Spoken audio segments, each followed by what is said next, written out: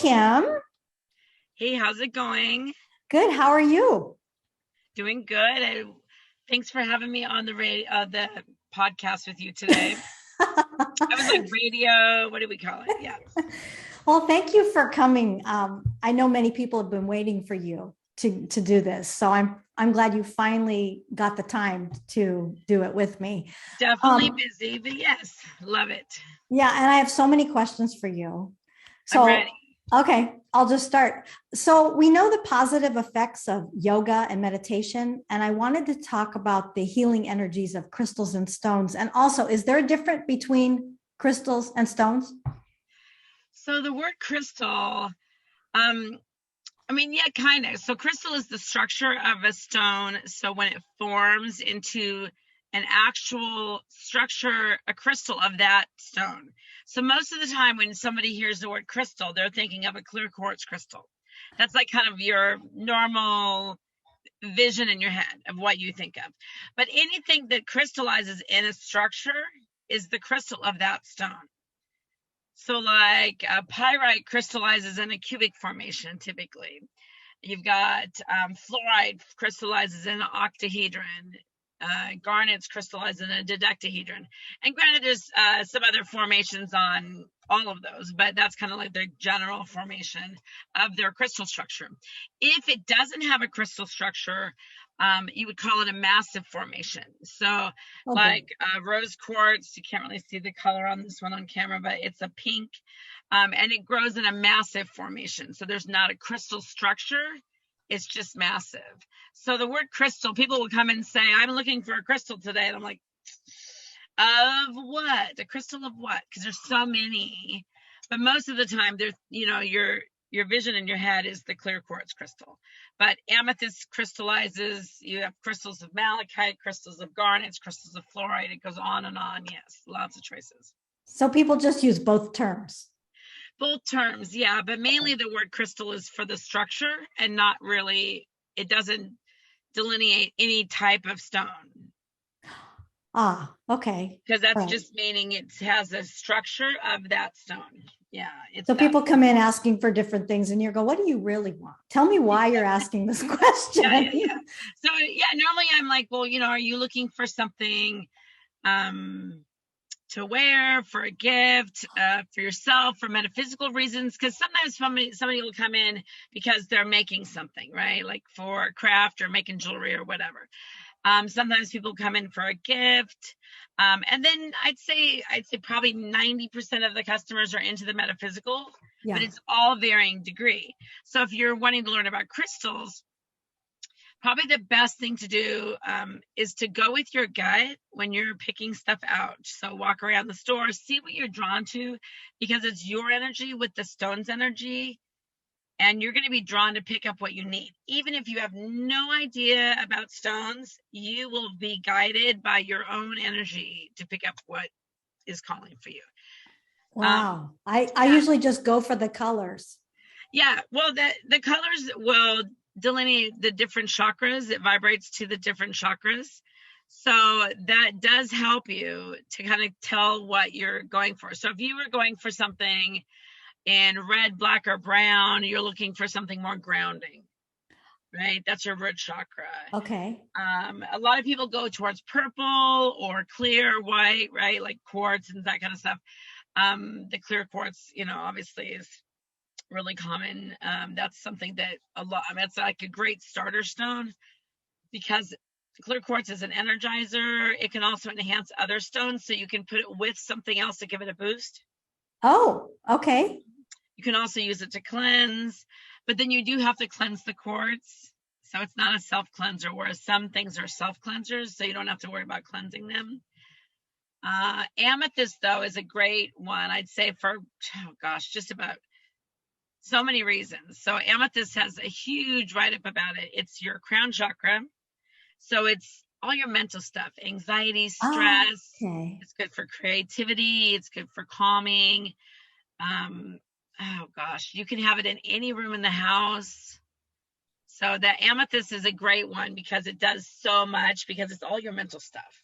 Okay, that's going to cover probably half the list that I'm going to go over. I know. So I was looking at you. You had kind of told me some of the things you want to talk about, and the amethyst covers a lot of things. So because it's anxiety, stress, creativity, calmness, but there's other things. So you think about stones as having, all the elements that make up the stones, right? Like ingredients. So you're making soup. It's Mother Nature soup. How many different ways can you make soup? With spices, without certain spices, vegetables, meats, noodles, whatever. So many different ways. It's endless, right? Well, it's Mother Nature. You got all the elements, a little bit of this, a little bit of that, and then the conditions that were happening at the time those stones were forming changes, how they look. The different localities can change a little bit of the formation of how they look too, but it's all about the ingredients of the stones, the elements that make up the stones. And so that makes the color. So, when you're making soup, if you add too much of a certain spice, it'll change the broth to a different color. Yes. Same kind of thing with stones. So you could have clear quartz, regular clear quartz. If you have different impurities in the stone or inclusions in the stone, it will have different colors in the quartz because of the impurities in the stone. So like if it's got iron in with the quartz, it can make it more yellow to orange to red because of the hematite, the iron included in the quartz, the impurity. So it gives it the different characteristics of a lot of the different stones. So does that change the property, the healing? It'll change the properties. It'll add to it. So it adds to it because it'll hit different chakras. So okay. jaspers and agates are so many different colors, right? I mean, there's endless variety. You could have whole books dedicated just to jaspers or agates. But depending on the colors will depend on which chakras they hit on the body. But they, in general, are really good for healing. But it all depends on what type of jaspers or agates you're going for. Will depend on what chakras you're going to help. Yeah. Okay. So you're talking about chakras. For the people that don't know, what are chakras? So you have the different meridians in your body that go from your root chakra, which is like the base of your spine, all the way up to your head. And so each chakra vibrates to a certain level, and the different stones vibrate to those levels also. So that's why some stones will be good for certain chakras to open up, to give you balance, to make your energy flow better. So it's all about energy. Okay. Your energy in your body.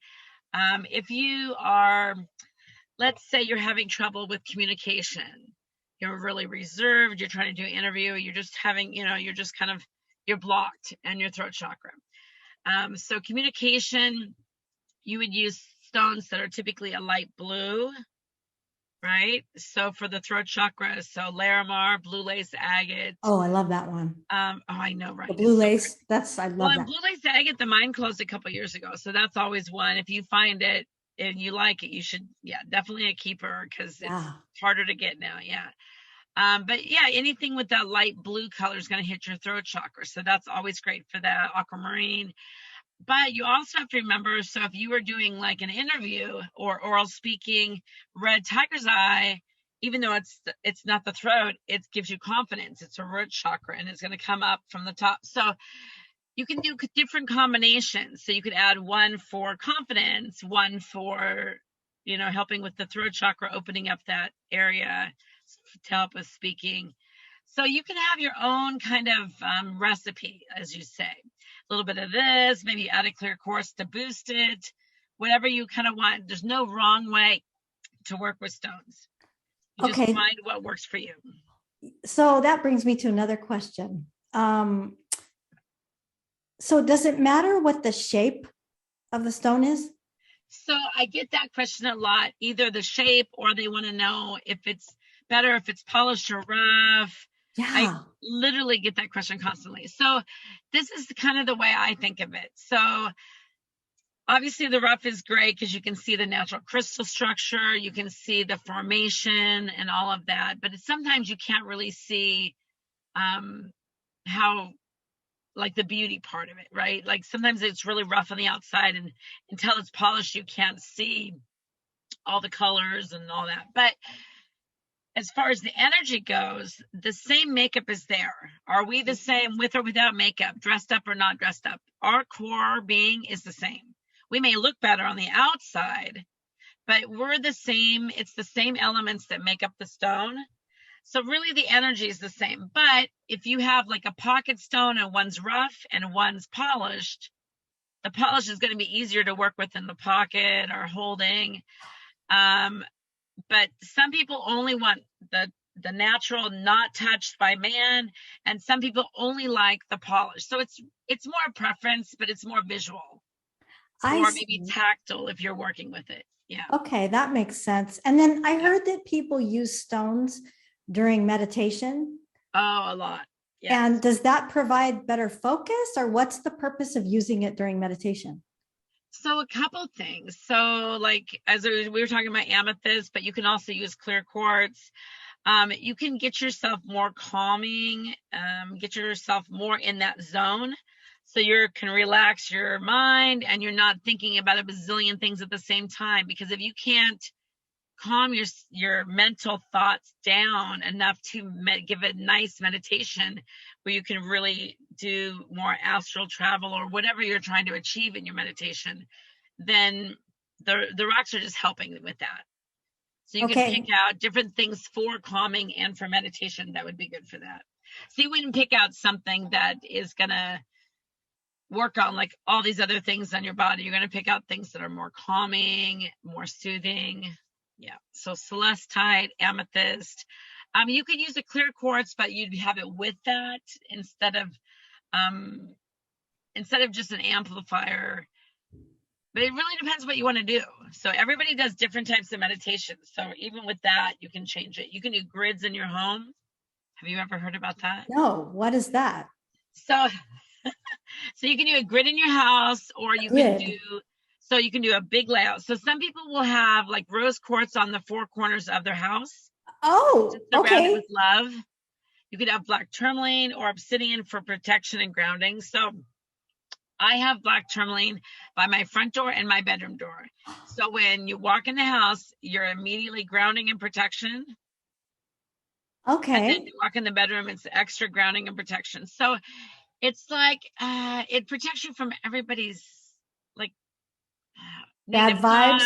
And especially if you, so I'll carry it with me if I'm going to like a crowded area or someplace there's going to be a lot of stuff going on and maybe a lot of people that you don't, you pick up on other people's stuff, especially if you're really empathic and you're sensitive that way, you're going to pick up on everybody's energy, and it's not always what you want. You don't want to keep that in. So you want to kind of shield yourself. So imagine a shield and use your intention with the black tourmaline or obsidian or whatever you're going to have for grounding and protection to hold your own space so that you're not picking up everybody else's stuff. Okay, so when you put it near your front door, right, does it only cover you a few feet or does it cover your whole house? Or do you need a certain size? So typically size doesn't really matter on that. I mean, to some degree, if it's really small, it's not going to cover that huge of an area. But different stones can have a stronger vibration, or you could have a small stone with a huge energy vibration as opposed to a bigger stone. So that always can vary. But yeah, I mean, I have a kind of a bigger chunk by my front door to cover a bigger area. But I mean, I've seen people just put tumbled across, but maybe you have a few of them. Okay. And then you said people put rose quartz in four corners of their home. I've never heard of this before. That sounds, really? Do you have a map of where you put each stone in your home? Like, is there like a floor plan of stones? Well, I have kind of a general idea of things that you would put in different rooms. A lot of them can be in various rooms, but like the bedroom, you would want things that would calming or helping with sleep or rest. You wouldn't want so I'll give you an example. I had an employee one time. She was working on all kinds of stuff in her life. So she did what's called grids. Well, what that means is, so let's say she wants to work on different things that she's, maybe her different energy or past traumas or whatever. So she was doing grids under her bed. Grids. So Grids, what do you mean by grid? So you take different crystals and you'd lay out like a design, almost like a mandala, but you can do different mandalas, and you would have quartz and different stones that would be good for different things that you're trying to work on, whether it be healing or past trauma or past lives, or I mean, there's endless. So anything you want to work on, relationships, money, prosperity. Yeah. But she was doing this all at once, like for every single thing in her life, all at once under her bed. So she was like lining up stones in a row. Right. In rows and in patterns. You can do kind of pretty much anything. Sometimes you'll have a quartz in the center and you'll do like a circle around the outside. Oh. And then you'll have other stones in the middle. There's whole books dedicated to grids. You can go online and print patterns of mandala patterns and do different grids. People will have it in their house to manifest wealth or manifest a job or relationship or their soulmate, or maybe they're working on their own self, on different strengths and that they want to achieve, and or overcome weaknesses that they have. We're all working on ourselves. It's our own journey. Yeah. So, but she had all of this going on under her bed, so she wasn't getting any sleep. And she was telling me she would come in the shop and all the light bulbs are busting out, like literally pop, pop, pop. Really? Like, what is going on with you? And she says, I don't know. I'm trying to work on a bunch. And she told me what she was doing, and I'm like, oh my gosh. So it's great to have a grid, but you're not going to have all of it under your bed. You're doing all that at night. You're not getting any sleep. So she was revving herself up all night, and then she'd come in and she's just got too much going on. So the bedroom, you want more calming. Celestite is great for sleep apnea. If you have any kind of sleep issues, celestite is fabulous. I've got a big cluster by my bedside. We've got everything from amethyst is great for that because it's also calming, relaxation, meditation. Rose quartz is self-love, compassion, forgiveness. So we all need that, and that's fine. And it's a gentle energy, so that's great for the bedroom. So kind of those three stones, and then you can have a protection stone like black tourmaline or shungite. I know my husband has a great big shungite cube by his bedside. Shungite is good for helping with EMF, so toxins. It's got a lot of carbon content, so it absorbs stuff from cell phones, computers, all that. So if you're using that a lot, tablets, whatever, then that helps absorb some of that energy, because we have so much water content that all just flows right through us. So now that we've got 5G and everything else going on, that's definitely something that a lot of people are using shungite to help counteract some of that. I see. Okay, so when you say it's in your bedroom, yes, is it under the bed? Is it next to the bed? Next to the bed, just on the dresser, just on the little side table. Yeah. Okay, but you said before the grid under the bed. Is there a reason I said not to do that. Yeah. Well, so just I mean, if you can you do the rose quartz and the amethyst under the bed? You could do that. And you is could that have the better? common stones. Is that better to have it under the bed or on the nightstand, or does it matter? Doesn't matter. Okay. Yeah, just in the bedroom is good for those stones. For those stones, but other stones, you could have, like, if stones for prosperity and creativity also, and energy would be great to have in the workroom, right? Something that's for money or for work related or energy output, communication. That's going to be in a place that you're going to work a lot, talk a lot, more active. You're more active room in the house. So you think about, I actually have an amethyst in the kitchen. I'm not as into cooking, but I do cook, but it helps not stress me out. Right? Like, I'm more calm when I'm cooking because I have amethyst in the kitchen. So it doesn't bother me now. Wow. But so there's different things that you can do if you in tune to yourself and what you need and what you're looking for. So it's introspective.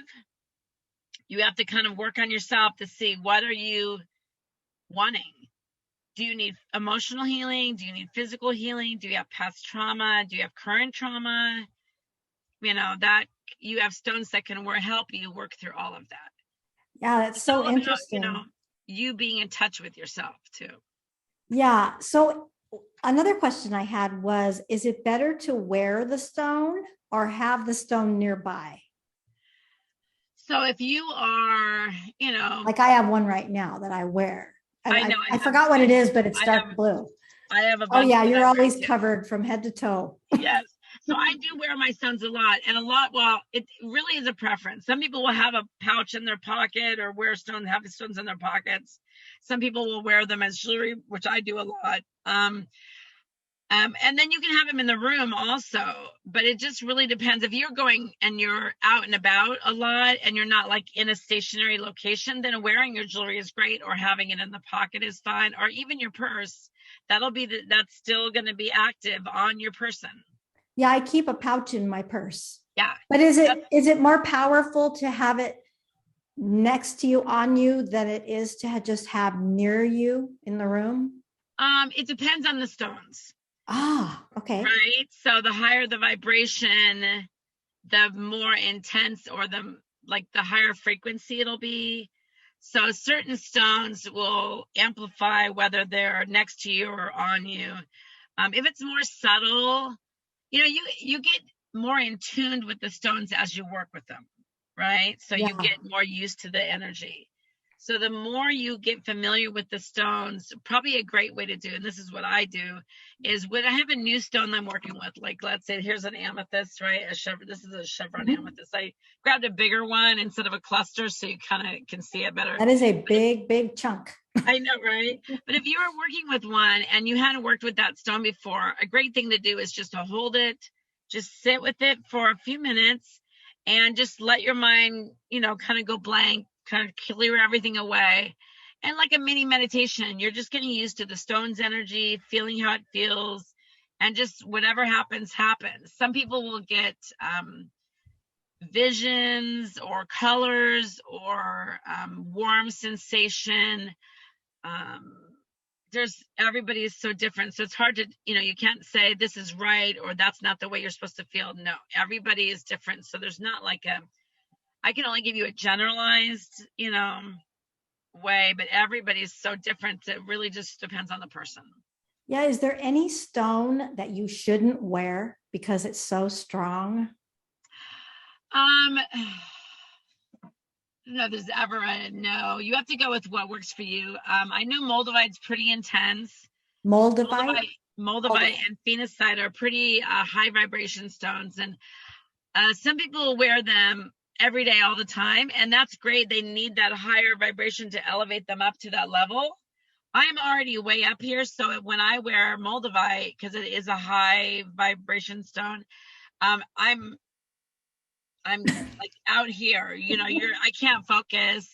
It's great for meditation, astral travel, out of body work, but if you already are functioning on a really high frequency, it may be too much for every day. But if you need that to elevate you up, then then you can wear it every day. So it really just depends on the person. But yeah, because I have a lot of energy naturally. Yeah. And so you'll be guided to know. So if you wear something and it's too intense, you will know it. You will. Oh, yes. So gosh, years and years ago, my husband gave me a moldavite pendant with rutilated quartz at the top. When rutilated quartz is going to enhance the energy of the moldavite. Oh. So I had one morning that I wasn't feeling great. I had a head cold or something. And I thought, oh, this will give me a boost for the day. I'd never done this when I was sick. Don't recommend it. Well, only because it wasn't a healing stone. It was an amplifier. So it amplified everything that was going on for me that day. And so I wore this and my heart was racing and I just felt just really out of sorts because I was already having a head cold, and then it was in my head and enhancing everything. I just felt like my heart was going too fast, and I just felt really out of sorts that day. And I said to my husband when I got home, I said, oh my gosh, I worked today, but I think I need to lay down. I'm feeling really out of breath, just really out of sorts today. I don't feel like myself. And I think I'm getting really sick. So I was, really already feeling sick. I'd taken some cold medicine in the morning and stuff too. And I took off the necklace to, get my sweats on or whatever after you get home. And immediately that head rush was gone. And I said, oh yeah. What was I thinking? Because it amplified everything, which is great if you want to do that. But when you're sick, that's not what you want. You want healing. So that was a learning lesson for me that day. So you figure it out as you're going through and learning things. That was just a life lesson. I was like, oh yeah, that's not. So I use Moldavite more for meditation. If I'm doing something that's, I want to really be out of my body and do energy work that way, that's great. Okay. But it's too intense for me to wear daily. But I see people coming in and they are got a bracelet, necklace, earrings. They're wearing, full on, and they wear it every day. And I'm like, how are you walking? Like, do you have grounding stones in your pockets? Like how? But they function perfectly fine. So it's all about the person. Yeah. Wow. Well, I have this list I want to go over with you about. I didn't know what to call it. I call it different types of ailments and thoughts. I don't know what you'd call it. But speaking of that stone, what is it? Moldavite? Is that what you said? Yeah. So I'll start. This is one of the things on the list. What about does that work for if you have let me find it. Well, if you're depressed, does that help with depression or does that make you more depressed? So depression, stones that would be good for depression are things going to pick you up, right? But it also depends on why you're depressed. Are you depressed because of an internal thing that's going on, or is it here? Is it here? Is it from past traumas? Is it from financial? Is it relationship? Is it biological? Because people have their biological, yes. Yeah. You know what I mean? So there's so many different ways. So you kind of have to attune the problem also. I see. So you could do a couple things. You could do amethyst for helping with stress and anxiety. We already learned that, right? Yeah. You could have green calcite is good for the joy stone. So just finding your joy, right, is always great. Scolecite is one that I feel like everybody needs, especially women in general, because it helps you. So, we have times as women, and guys have the same thing, I'm sure too, but we have our cycles and everything. So we have times of the month that we have doubts, we have self-doubt, our self-talk is negative, and you're just feeling not good about yourself, maybe feeling worthless or just not enough, right? You're not feeling like you're enough. Right. And everybody has that. But I know that women, and I think a lot of it's hormonal, whatever. And also because of society and media and things that, kind of put that out there for us, that we have to be this perfect image and you have to live up to certain things. So it is all of our self-talk that just kind of gets on us and makes it hard. Yeah. To feel confident and to feel good about yourself. But I know scolecite is one that I really love. Anytime I'm feeling down on myself or just not feeling like I'm enough, I will either hold it or wear it or have it with me. I actually have a big Shiva shape of scolecite that I'll my husband Todd, whenever I'm having just one of those days, he will bring me chocolate and my scolecite. It's like my thing. It's one of those that just kind of, you hold it and it's like all those worries and cares just kind of drift away. Yeah. Everything's going to be okay.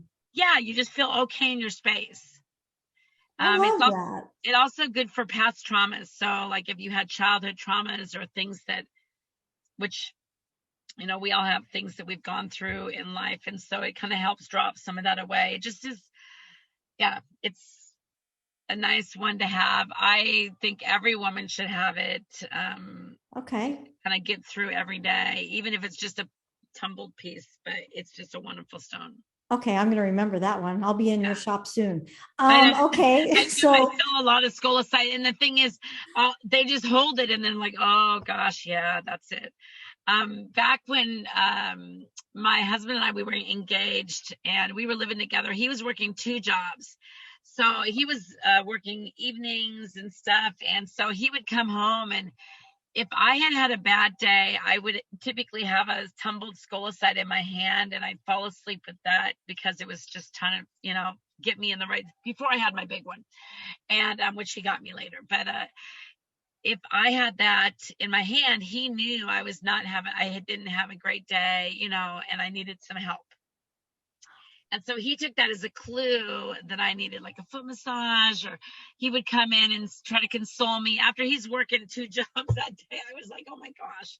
But that was like his clue that he knew if I'm already using the scolecite, I needed it, right? Like I was Kim, happy. this is great marriage advice. Yes.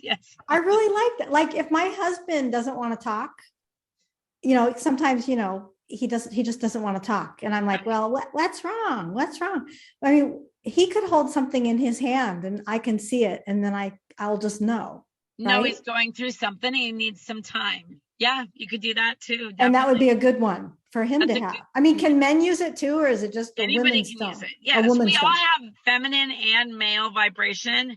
So, I mean, women have that. We have both. And so if I need to work on my masculine, vibration, like be more assertive, be more strong, be more confident, then I will pick out stones that have more of that type of vibration. And if a guy wants to be more, kind, loving, attentive, and that's more of associated with the female vibration, then they would pick out stones that are helpful for that. So, oh yes, we all need that balance. If we're not balanced, then we're stuck in this one direction instead of being a whole person. You need to give crystal therapy to couples, right? This could be a new thing for you. It could be a thing, yes, for sure. That is so great. I love it. Okay, let me ask you about, you talked a little bit about maybe not, insomnia. That would probably be what, amethyst? So amethyst helps with that some. And then we talked about celestite, which is good for sleeping. And if you have like sleep apnea or sleep disorders, it really helps with that. But also selenite. Selenite's good for insomnia. It also is a self-cleanser, and it cleanses other stones. So we hadn't really talked about cleansing. So there's like a dozen ways at least to cleanse. You can cleanse with sound. You can cleanse with clear quartz, but then you have to cleanse the quartz. You can cleanse with sage. You can cleanse with selenite. It's a self-cleanser, so you can set it on or near the selenite. Let it sit just overnight, and then they're all good for the next day. And what I mean about cleansing is a lot of the stones will absorb our energy, right, throughout the day. So if you're having a really tough time, I've had people come in and they'll be like, I was going through issues with work or family or spouse or whatever, and I was holding this stone, a tourmaline or something for protection or something for grounding or whatever, or anything. They're holding a stone that's their favorite stone, and they were going through an argument, and it just broke, literally, for no reason, in their hand, because it absorbed so much. It was like, I'm done. Because it happens. Stones need to be cleansed over time because they get the structure gets full, and it needs to release and be cleansed and cleared and ready for more to help you. So how often do stones need to be cleansed? Depends if they're working really hard or if it's just more of an everyday thing. So typically every week, every month, it really depends on, cleansing, you could think of it like cleanse at the full moon, right? That's a great thing. You could put your stones in the moonlight on the windowsill. Some stones you can cleanse with water, but not all stones, because there's some stones that are water soluble, so that you wouldn't want to put them in water because it would damage them. Some stones are great in the sun for charging. You can put it in the moonlight for cleansing, in the sun for charging, but some stones will fade with a lot of direct sunlight, so the color can fade, like amethyst, fluorite, rose quartz, celestite. A lot of the more translucent stones, if you have them in direct sunlight for long periods of time, the color can fade. Fluorite, yeah. But you can have indirect, and you can have them in the sun a little bit, but just not like all. You wouldn't put them in your front facing sun window. You're going to lose a lot of color over time. And so so you want to cleanse and charge, and can like, is it selenite? Is that what I have? It's a round plate type of thing. Yes. And then so if you leave it on that, does that charge Yep. and cleanse? It'll cleanse it and it'll refresh it for the next day. You can charge it just by holding it with your own energy. You can have it by the sun. So it doesn't have to be, it's all about your intention. So you can charge it with the intention of what you want for that day and what you want that stone to help you with. But the selenite will basically just cleanses it. Cleanses it. Makes a clear slate. Yeah. Okay. And then selenite cleanses itself, or it does. It cleanses itself. So when it doesn't have stones with it, it'll self-cleanse itself. It also is good for cleansing us, like helping just wash and cleanse our energy away. So we're more clear.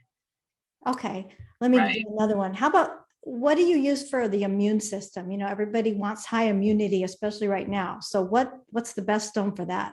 So there's a few stones that are good for immunity. So immune system, you have, and a lot of different properties that you call a metaphysical property have multiple stones for each property. So what I did is I just kind of am going to give you a couple that are the easier to find, more available. Sometimes it's a rare exotic stone and you're like, I'm not going to see that, right? I can't, if I give you something that's not even available, that doesn't help you at all. Right.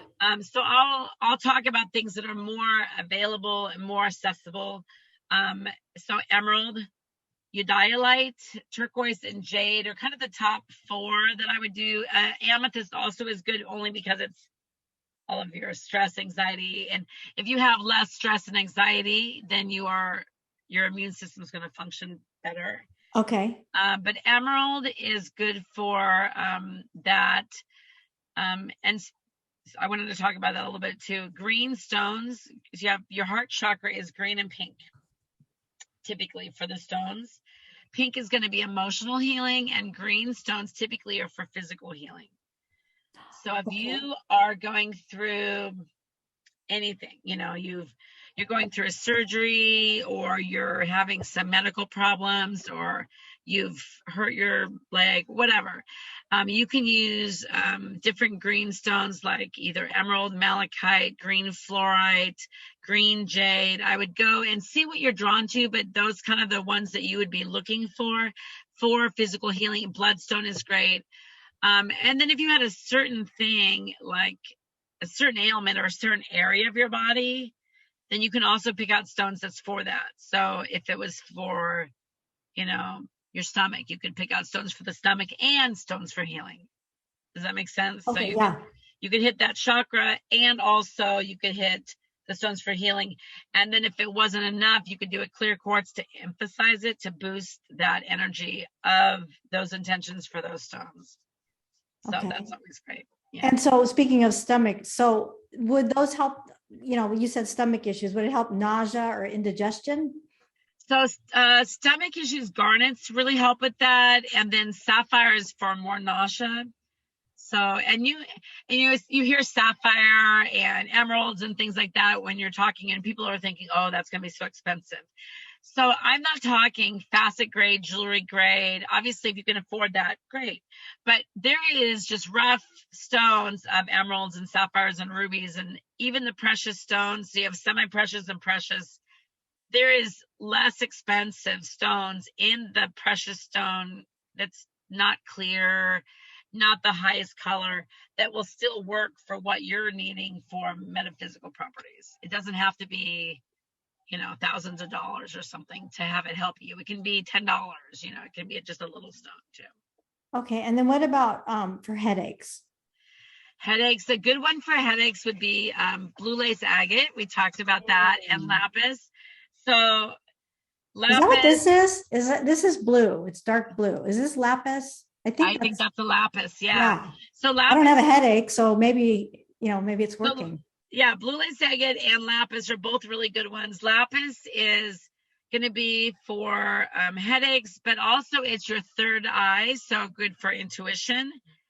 But it also has pyrite running through it, which is grounding. So grounded intuition also can help with headaches. So that's a great, yeah, it's a great stone. So good choice in wearing. Okay, and then you already talked about stress, and then is grief a part of that? Does that fall in the stress category, or is there something different about grief? So when my parents passed, I carried jade for 2 years. Jade is, it's a healing stone. It's physical healing, but when you lose someone that you love and you're going through grief, whether it's a person, an animal, whatever you're grieving, it becomes physical. It's not just emotional. Granted, emotional, obviously stones for emotional healing is great too, but jade, all kinds of jade. I did the nephrite jade, which is the darker green, but any kind of jade is good for healing with grief. A couple other ones is orphidensinite, which is a little bit more unusual, but I mean, you can still get it. I have it in both shops. And diopside, and that one's a little bit more unusual too, but jade is really available. So that was my go-to, and it really helped me get through. I mean, I lost both of my parents within a month. Oh, I didn't know that, Kim. Yeah. I'm so Actually, sorry. I lost my mom, my aunt, my dad, all within 1 month in the same year. It was Oh, super hard, and I was going through a lot at the same time.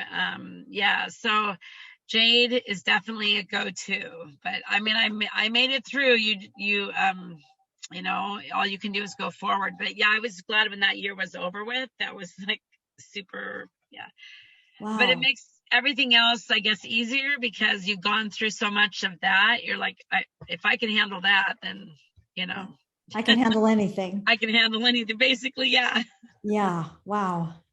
Well, what about fear? So there's stones that can reduce fear, like chrysocolla, topaz.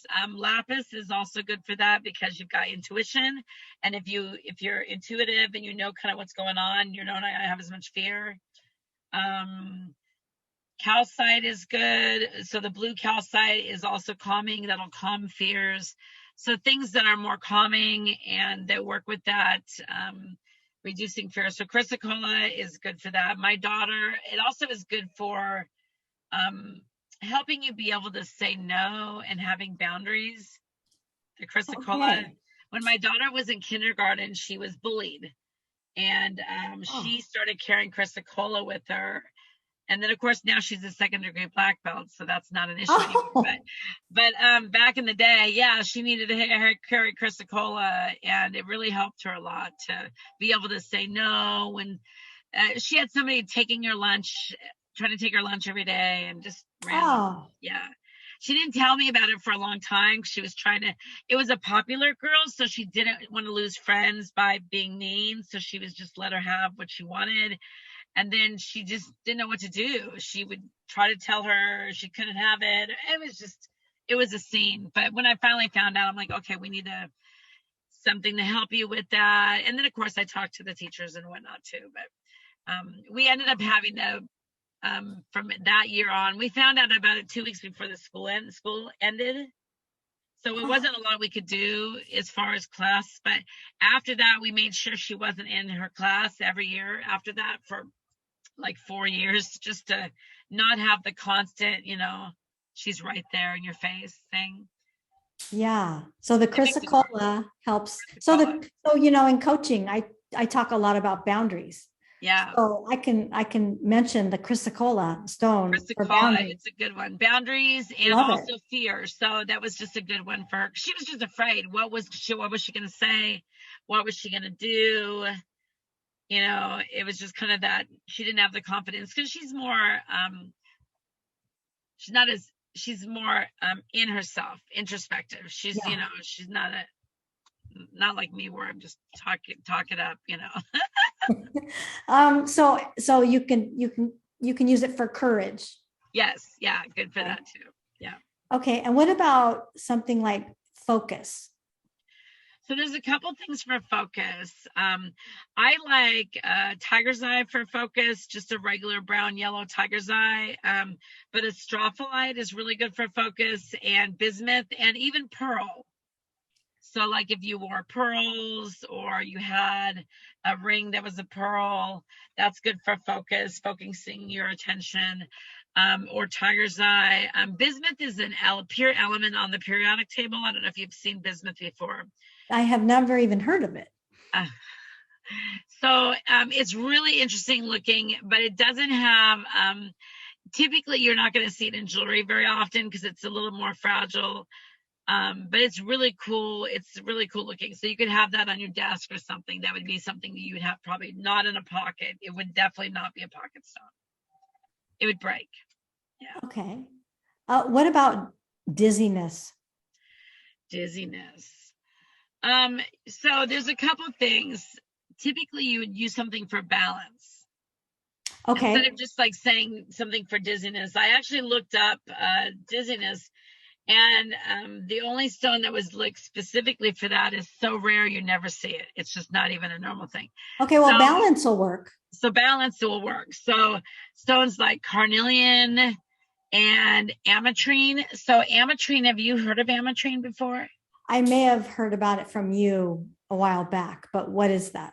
So ametrine is a stone that has amethyst and citrine in the same stone. Oh, no, So I guess already maybe has no. a balance of two stones working together. Okay. And it's good for balance. So that was one. And then carnelian is a great stone. It's also a root chakra stone too, and that's good for balance. So both of those would be really great. Okay, what about if you have sore muscles? Sore muscles, things that for healing. You're thinking of, malachite, green aventurine, jade. So it'd be the same thing, healing. So you would just use that, but you could also use the gua sha method. Have you ever used a gua sha? What's So that? a gua sha is going to be, you don't even have to technically use a gua sha. So basically it's a stone that's cut really thinly, and it has a sharper but smooth edge. So it's, you can really get into the muscle and rub it, almost like a massage wand. Okay, yes. You can use the face scraping. You can use it for helping with the complexion. You can use it on a muscle and really work it.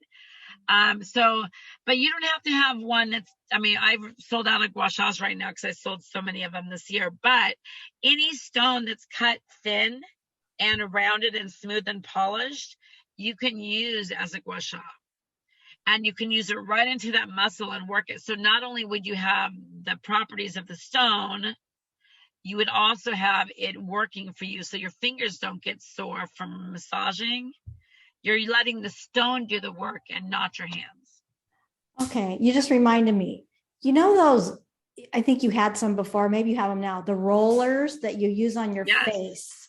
Do you have those? I'm out right now. Yeah, so tell us about that, because I'm really interested in that and what it does for you, and what stone is it that you use?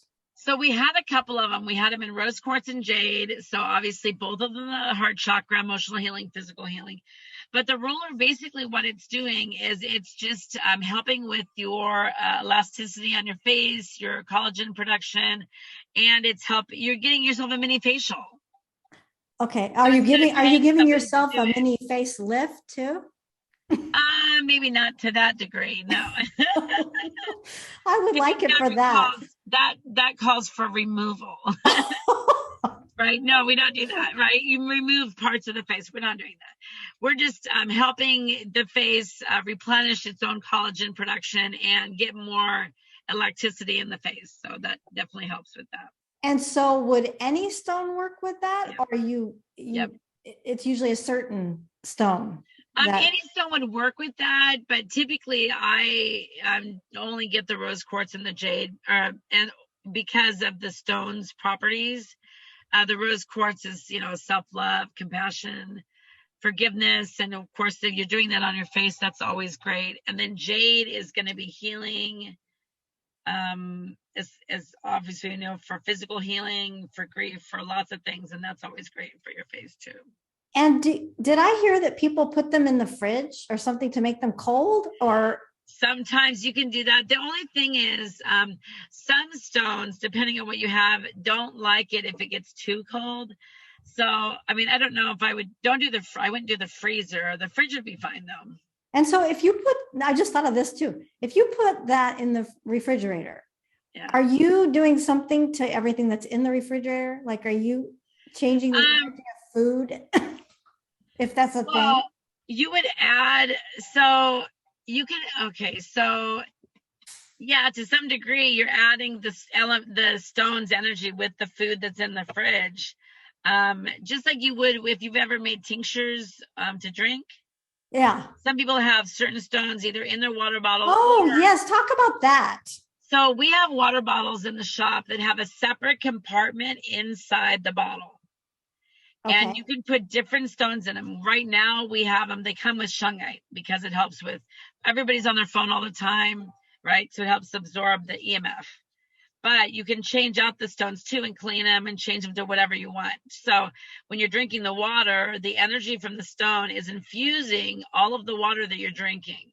And that's not dangerous. It's not, because it's in a separate container. Okay. I always thought that they were in the same container.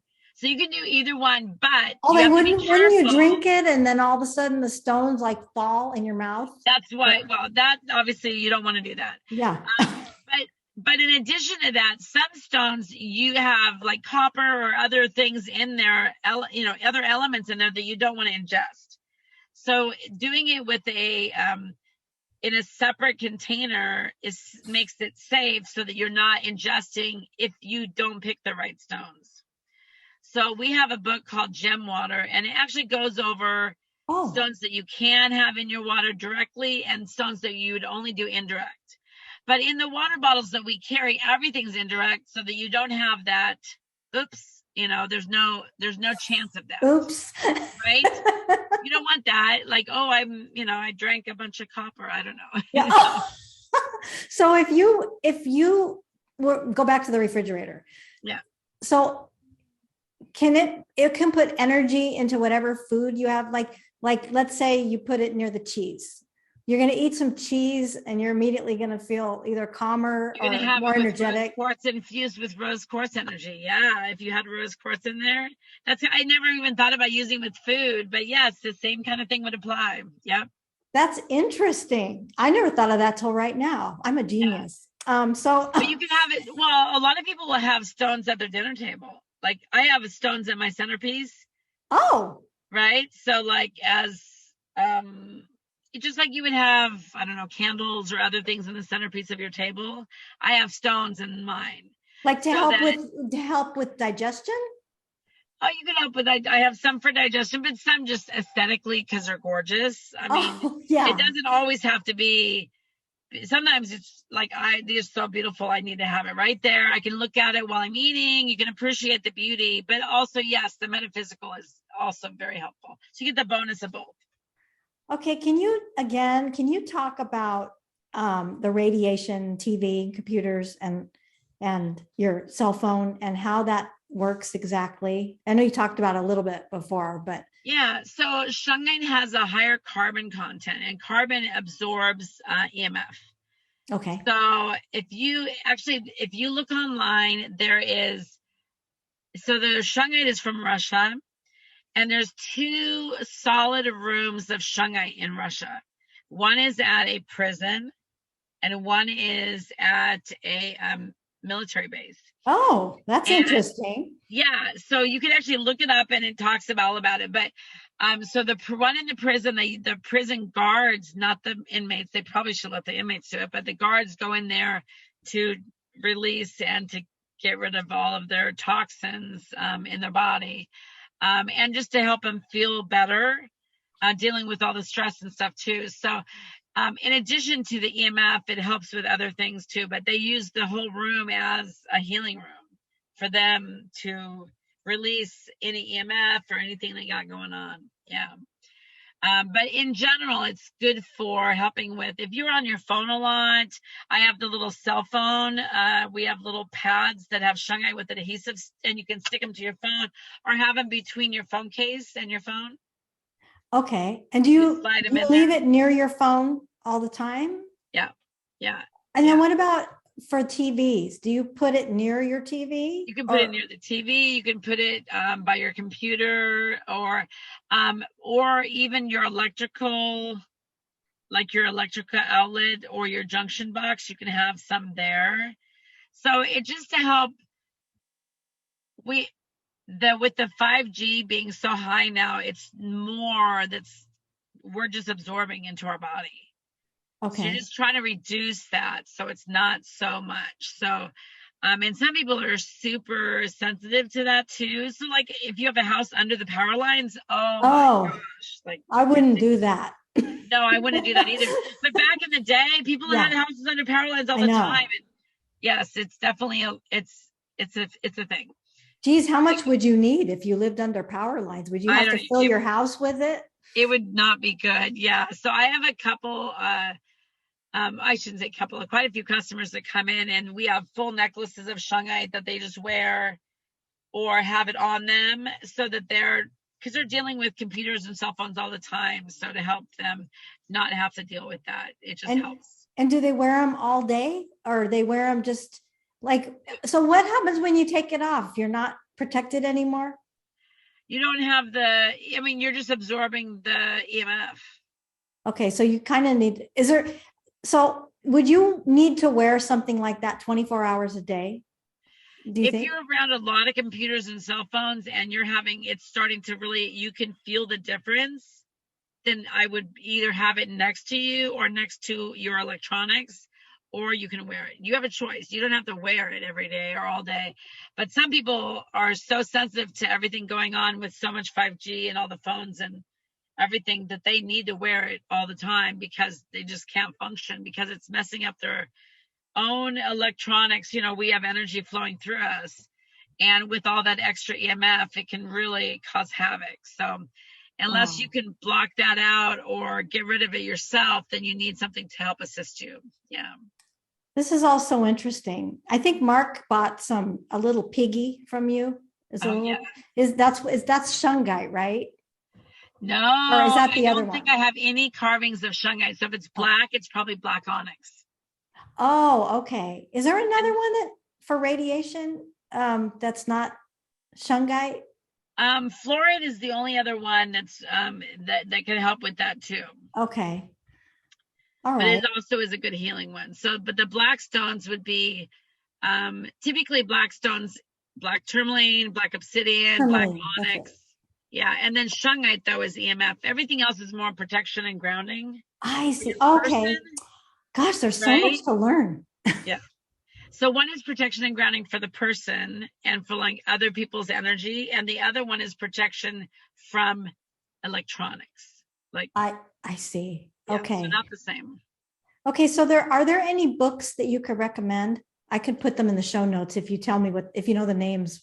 So we've got probably one of the best authors out there right now that's doing a lot of really good books is Judy Hall. And we've got a lot of her different books. Crystalline Communion is a good one to start with. We have books 1, 2, Crystalline Communion is not in print. I'm thinking of my dad's book. Sorry, I automatically go to that. So I'll show you. So this is a book. We don't have it anymore. We're getting it reprinted, but it's not out yet. This was my dad and his second wife did this back in 2000. So I automatically just go to that. That's my reference in the show. Yeah. But that one's not available. The Crystal Bible by Judy Hall. She has book 1, 2, and 3. Okay. And book 1 covers like your basic 200 stones. It has pictures, a little write-up on the stone, what it looks like, and the properties. So that's the number 1 is the good starter book. And then number 2 would be more unusual ones or ones that are not in there or newer finds. And number 3, also an addition. So you'd have to have all 3 to get a really wide range, but starting out with number 1 is perfect. And I think you told me before there's books that tell you about where you can go to dig for stones. Yeah. So we have books on the science part of it. We have books for kids, adults, books for metaphysical, books on grids, books on making jewelry. And one of the most popular books, as you're talking about, is the Gem Trails of Washington. We also have a Rock Hounders book of Washington. But we have and we have other states too, books for that, but it'll show you a map of, and each page is a different rock counting trip, a destination to go, that you can go dig.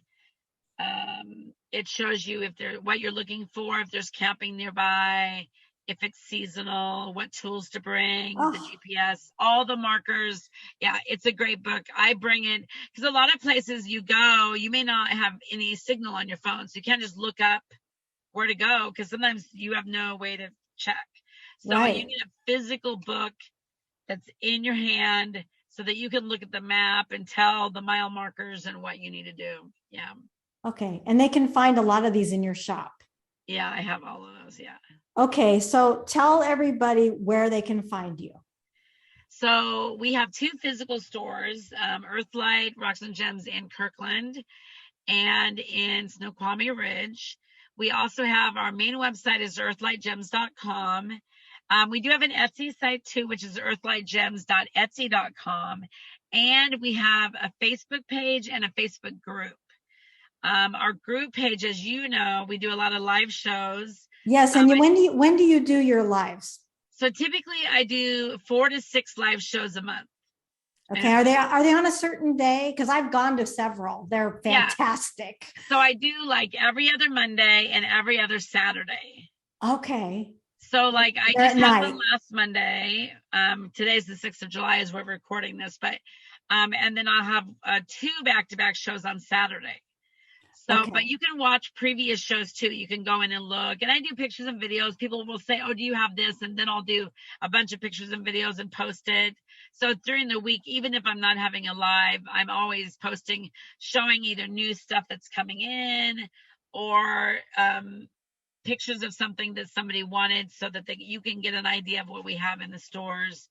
But we ship all over the world. So people will go on and shop on a live show or just off of photos. I'll send a PayPal and we ship it out or have it for pickup if they're local.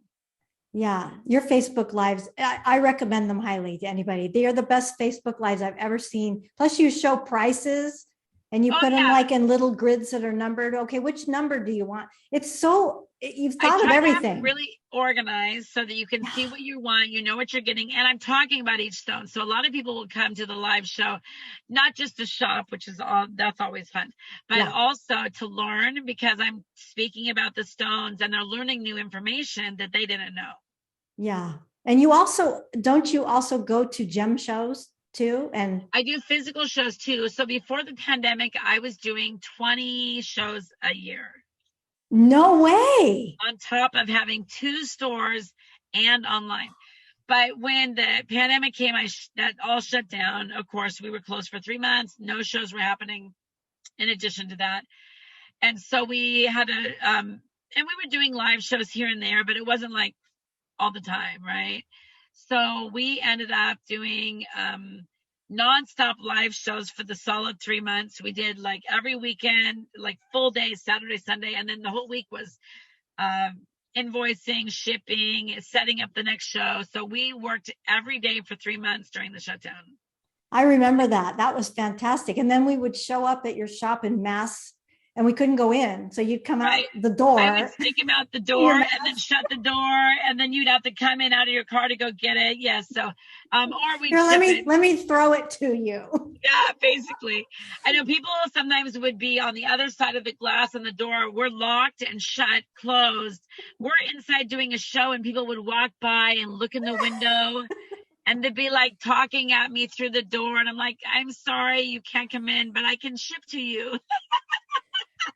Wow. Well, good for you for making it all the way through the pandemic. I mean, you really worked your butt off during the pandemic. It was tough. But, we've been in business for 34 years, 2nd generation. Yeah. So I wasn't going to let that get us down. We're going to make it through. So we just upped our game. But then when we opened up again, it was funny. So we opened the stores back up. 2 weeks go by that I hadn't done a live, right? After doing them nonstop. And so I started getting all these messages. When's the next live? When's the next live? And I'm like, we're open. We're open. But the lives are so good. They were so addicted to watching the lives. So then I had to start up doing the lives again. So that's why we do so many lives. But I am doing some physical shows. So this year we'll have done, I've already done 3, and we have 2 more scheduled this year. So we'll probably be doing like 5 shows a year. I don't think I'll do more than that. Only physical shows, only because we're doing 4 to 6 live shows a month. Facebook Lives. That's what you're talking about. Yeah. Yeah. So that's on our Facebook group. So if you go to our group page, Earthlight Rocks and Gems, and you have to join it. So here's the trick. So you can go on and watch a live, but if you don't join it, you can't participate. Oh, okay. What that means is you could go on and you're watching it and you're trying to comment. I won't see any comments until you join the group. I think I may have figured that out a long time ago. And the reason why I do that is because there's so many people that will go on group pages and start spamming them. International sellers and whatever, just random people troll or trying to they'll just put a bunch of weird stuff on your page. So if you don't monitor who's in the group, then you don't know what's going to be posted, right? I'm telling you, you are the Facebook Live expert and you're also the marriage counselor. You wear a lot of hats. I do wear a lot of hats. I have a lot of people that will come in and just, we just talk about what's going on with them and we find stuff that works. Yeah.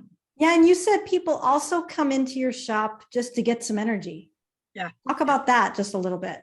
Yeah. Well, I mean, you don't have to come in to buy something. You can come in just you're having had a tough day at work and you just need to feel some good vibes, come in the shop. Obviously, we've got stones from all over the world and it feels amazing.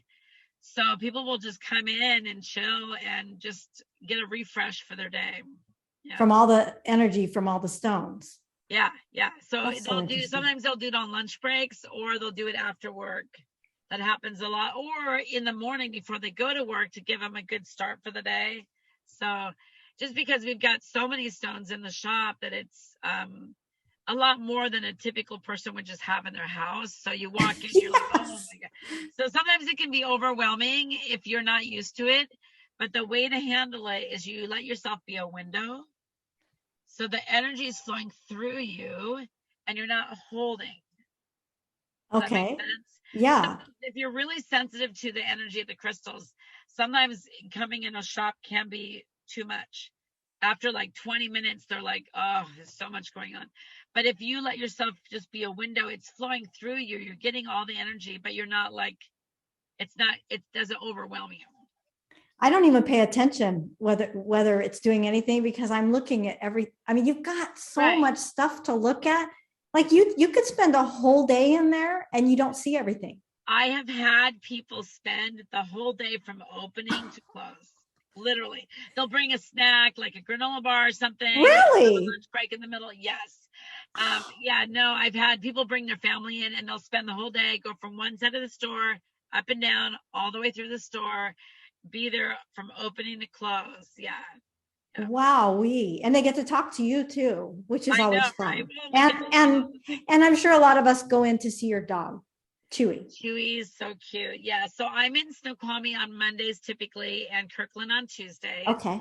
Unless I'm out of town on a buy trip, because we do hand select everything that we have in the store.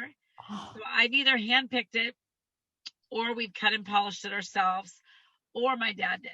So we've got everything is very picked for a purpose, I guess you would say. Yeah. I have a part of all of it. I love the stones, so it's a great thing for me. But it's a lot to do. So there's definitely times in the year that I may not be in the store if I'm traveling. But yeah, people come in to see Chewy. They'll be like, they'll call, is Chewy in today? Yeah. Oh, you're kidding.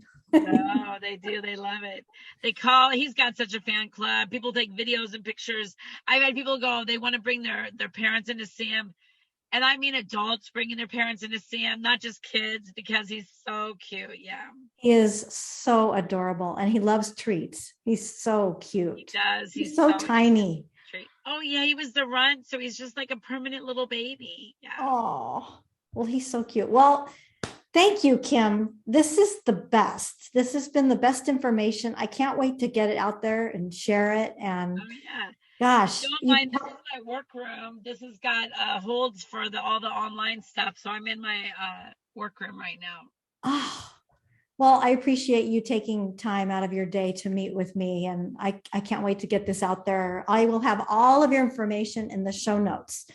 Nice. Is there Well, it's anything? always nice to see you, and Oh, I thank always love you. to spend time with you. Yes. Is there anything that we didn't cover today that you wanted to share? I think we covered for the most part. Yeah, I mean, I think the only thing that we didn't really talk about is stones that are great for like kind of your basic starter kit. Yeah. So typically, obviously, we already talked about use your intuition to pick what you need. Yeah. But a starter stones would be something for protection and grounding. So either black tourmaline or black obsidian is great. And then the quartz family is typically always great to start with. So rose quartz, clear quartz, amethyst, those are all great starter stones. So if you're coming in and you just want to, or you're buying for somebody else and they're just starting to get into stones, whether it's a kid or adult, and they're just wanting something to start with, those are all great ones to go. So you can't go wrong with starting with any of the quartz family, Okay. and then something for protection and grounding. That's kind of your basics that are essential. And don't take every stone you have and put them under your bed. Yeah, don't do that. But you can put them in other parts of your house, but not all in under the bed. Yes. Okay. Only the ones That's that help that's you calm down and sleep. Yes. yeah. Yeah. The one thing we learned from you today was, which was the most important, is don't take all your stones and put them under the bed. That's right. That's right. Yes. All right, Kim. Well, I'll let you go and I will come and see you soon because you always have new stuff to look at. I love looking at everything, especially pendants. So, oh, I know. We bring in new stock every week to both Oh, stores. oh, Every week. wonderful. Okay. All right. Well, thanks, Kim. We'll talk soon. Nice to see you. Yeah, you too. Have a great day. Bye, everybody. Okay. Bye.